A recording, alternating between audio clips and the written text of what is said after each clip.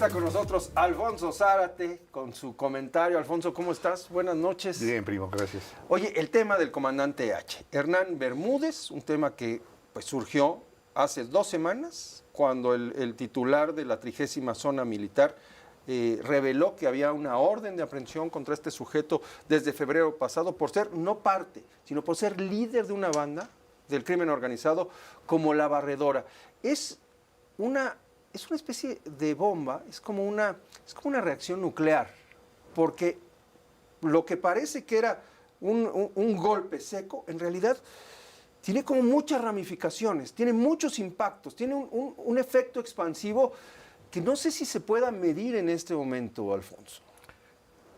Lo primero que quiero decir es que lo que está ocurriendo en Tabasco, o lo que revela Tabasco, la descomposición, no es de manera alguna un fenómeno excepcional, que no podríamos explicar el avance y la consolidación del crimen organizado en anchas franjas del territorio nacional sin la participación, la colusión, la complicidad de estructuras policiales, militares, empresariales, políticas de alto nivel al crimen organizado. Caso muy notorio en Nayarit, por ejemplo, el del fiscal Edgar Beitia, el Diablo, que desde esa posición de fiscal cabezaba también una banda criminal.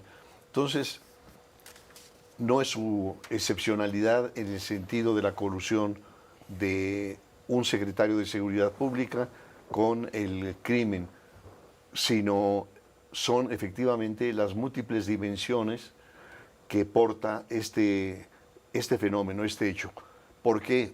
Porque, por un lado, le pega directamente a Adán Augusto López Hernández, es decir, el primer afectado es el coordinador parlamentario de Morena en el Senado, porque era su amigo de toda la vida, porque habían sido compañeros en equipos de gobierno y porque fue el propio Andrés Manuel quien lo hizo gobernador, quien lo hizo secretario de Gobernación. Secretario de Gobernación, aspirante a la presidencia de la República y coordinador parlamentario. De tal forma que el primer interpelado es Andrés Manuel López Obrador y eso hay que tenerlo muy registrado.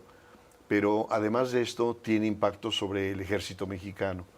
No solo por lo que mencionabas en el sentido del comandante que da a conocer que hay una orden de aprehensión, sino sobre todo lo que revelaron los papeles de Guacamaya Leaks, en donde reconocen que a partir del 2021 ya había investigaciones sobre la actividad criminal de Hernán Bermúdez y su relación con el grupo criminal La Barredora. Pero no solo eso, lo que uno tendría que interrogar, en este caso al ejército, es ¿por qué con ese resultado de la inteligencia militar no hicieron nada? El gabinete de seguridad se reúne todos los días, sí, seguramente a tomar café, algunas galletas, no lo sé, pero el sinsentido de esta reunión diaria, cuando si quisieran realmente ir viendo tendencias, debería ser una reunión de gabinete una vez al mes, una vez cada 15 días, pero es un gabinete que se reúne diariamente, pero que en momentos importantes, como el Culiacanazo, aparece absolutamente desinformado. Ni al titular del Ejecutivo le informan. Y la pregunta entonces es, este reporte de inteligencia militar tan serio, tan grave, que tenía repercusiones sobre el gobernador entonces, pero que después va a ser secretario de Gobernación, no lo llevó el general secretario Luis Crescencio Sandoval ante el comandante de las Fuerzas Armadas, y si lo llevó, ¿cuál fue la reacción de López Obrador? Le dijo, archívalo, le dijo, olvídate, yo conozco muy bien a Adán Augusto y es un hombre honesto, en fin. Pero luego, este mismo fenómeno, este mismo descubrimiento, tiene un impacto sobre Trump y los intereses norteamericanos, porque le confirman a Donald Trump que, como él ha estado afirmando y señalando, en México el crimen ha avanzado de manera extraordinaria ante la petrificación del Estado mexicano. Y qué decir el impacto sobre Claudia Sheinbaum, porque al final de cuentas la deja en una posición incómoda. Algunos analistas piensan que le da una oportunidad para romper, en este caso con Adán Augusto, para quitarlo de la coordinación parlamentaria y sustituirlo por alguien cercano a él. El tema es mucho más complejo, porque dada la relación entre Andrés Manuel y Adán Augusto, habría una defensa del expresidente a su amigo y al que llamó hermano. Y si esto no lo negocia con el señor de Palenque, el enojo va a ser muy grande y un escenario calamitoso para México es una ruptura en la cima, en donde tengan posiciones encontradas y en donde yo creo que la parte más débil le corresponde a la presidenta Sheinbaum.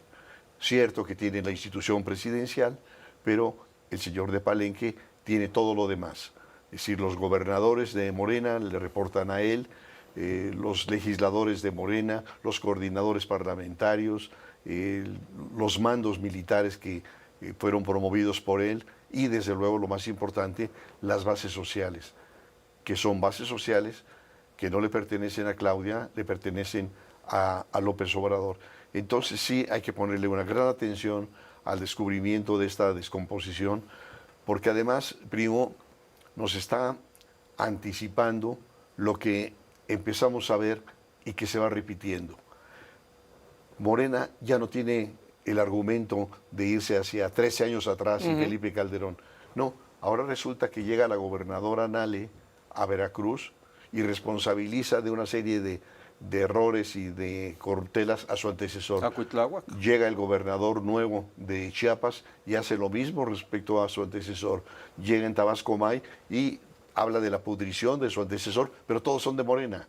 Entonces, digamos, esto desde luego abre una fisura dentro del grupo Morena y le pone muchas piedras al camino de la llamada 4T.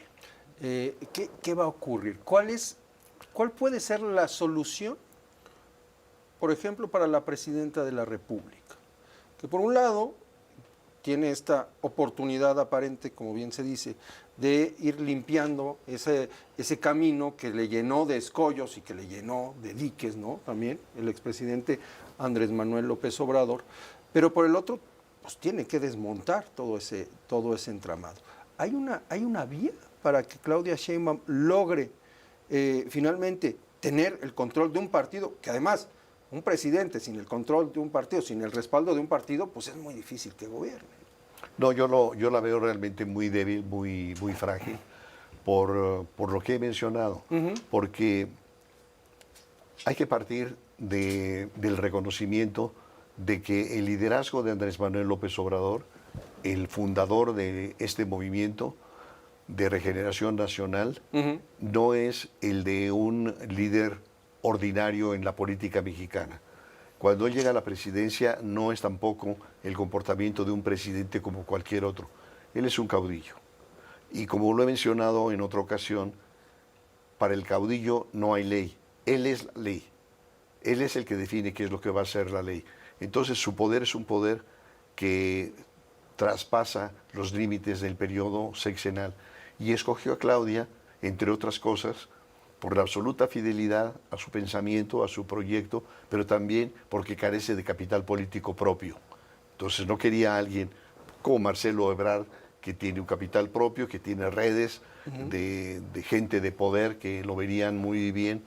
Y en una confrontación entre la presidenta y el expresidente, creo que la que tendría más para perder es la presidenta. Me parece que eso la obligaría a moverse en el filo de la navaja, sí, porque va a tener la presión de Trump. O sea, con todo esto le están dando muchas más municiones a Trump para decir qué hacemos. Ahí está la evidencia más clara de la colusión al nivel tan alto de alguien que pudo ser presidente de la República.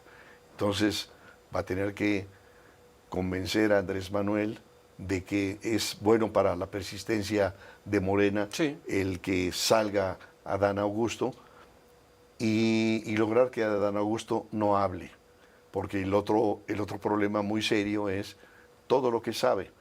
Cuando se le refiere a la barredora Adán Augusto, por ejemplo, no se toma en cuenta la campaña que hizo para ser candidato a la presidencia. Una campaña que, según cálculos, invirtió 50 millones de pesos. Y entonces uno dice, como la pregunta de Chicoche, ¿quién pompó? Es decir, 50 millones invertidos Claro. en una campaña. Y la pregunta es, ¿sería parte de los moches por la protección de la barredora? Y una pregunta más, ¿la barredora sería, como lo fue el cártel de Sinaloa en 2021, parte del núcleo que garantizó el triunfo de Morena o incluso que financió el movimiento?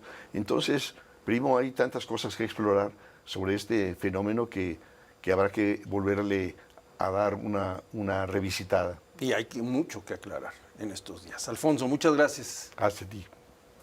Buenas noches. Hacemos una pausa, regresamos.